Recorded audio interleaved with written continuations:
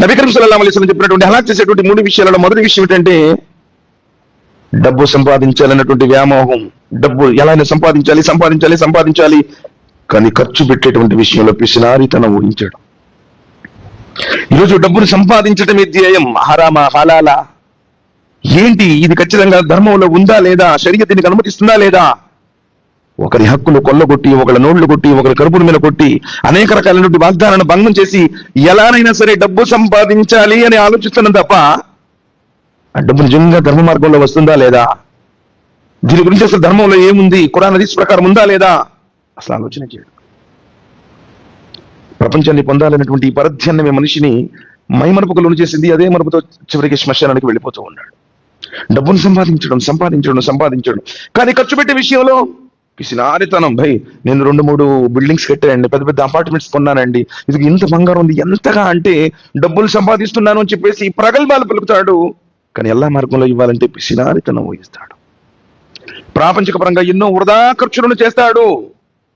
కానీ దైవ మార్గంలో మసీదు కోసం, మదర్సాల కోసం, అనాథ బిడ్డల కోసం, అగత్య పరుల కోసం, వితంతువుల కోసం దైవ మార్గంలో సందేశ ప్రచారాన్ని అందించేటువంటి ప్రక్రియలో ఖర్చు చేయాలంటే పిసినారితనం ఊహిస్తాడు. నువ్వు ఎంత ఖర్చు చేసినా, నబీ కరీం సల్లల్లాహు అలైహి వసల్లం చెప్పారు, నిజంగా మనిషితనం ఏంటంటే తాను తొడిగింది, తాను తిన్నది, తను వల్ల మార్గంలో ఖర్చు పెట్టింది, ఇవి 3 తప్ప నువ్వు విడిచిపెట్టే ఏ ఒక్కటి కూడా నీది కాదు అన్నారు. నా పేరు మీద ఇంత ఆస్తి ఉంది, నా పేరు మీద ఇంత రిజిస్ట్రేషన్ అయింది అనుకుంటున్నావే, ఏది నువ్వు కాదు. నువ్వు తొడిగింది, నువ్వు తిన్నది, అల్లా మార్గంలో నువ్వు ఇచ్చింది, ఇది తప్ప ఒక నయా పైసా కూడా నీది కాదు. అందుకని నబీ కరీం సల్లల్లాహు అలైహి వసల్లం అంటున్నారు, నిన్ను హలాక్ చేసేటువంటి విషయాలు ఏంటంటే డబ్బును విస్తృతంగా సంపాదించాలి, ఎలా అయినా సంపాదించాలి, కానీ ఖర్చు పెట్టేటువంటి విషయంలో పిసినారితనం ఊహిస్తాడు. తన సొంత ఖర్చుల కోసం అయితే ఎంతైనా ఖర్చు పెట్టేస్తాడు. ఇప్పుడు అల్లా మార్గంలో ఇది ఇవ్వాలంటే 10 సార్లు అసలు తెరిచి చూస్తాడు.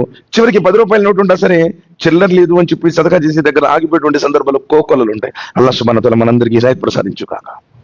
అదే ఒక వ్యర్థమైనటువంటి ఖర్చునండి, ఎంతైనా ఏ పార్టీకో ఫండ్ ఇవ్వమనండి, లేదు ఏ షిరిక్ పనులకో, ఏ బిదత్ పనులకో అనగానే జేబుల నుంచి ఎంతైనా ఒక్కోసారి చెక్ మీద కూడా రాసిస్తాడు, ఎంతైనా రాసుకోండి అని చెప్పేసి. నేను నాశనం చేసేటువంటిది నీ ధనం.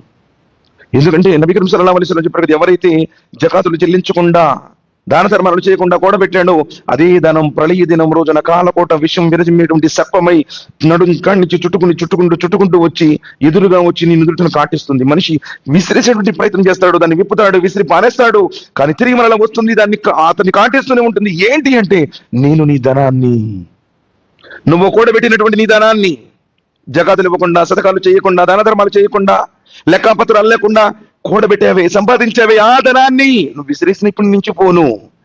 నువ్వు సంపాదించినటువంటి ధనమే నిన్ను కాటేస్తుంది ప్రళయ దినం. ఇక్కడ కూడా అంతే, ఎంత బయటికైనా నువ్వు సంపాదించినంత మాత్రాన అల్లాహ్ సుబ్హానహు వ తఆలాకు అది ఇష్టం లేదు. కానీ దైవ మార్గంలో ఖర్చు పెట్టేటువంటి వారు అల్లాహ్ సుబ్హానహు వ తఆలా ఎన్ని చోట్ల చెప్పాడు, అన్ని చోట్ల మేం ప్రసాదించిన దాంట్లో మా మార్గంలో ఖర్చు పెట్టేవారు అన్నాడు తప్ప సంపాదించేవాడు అని చెప్పలా.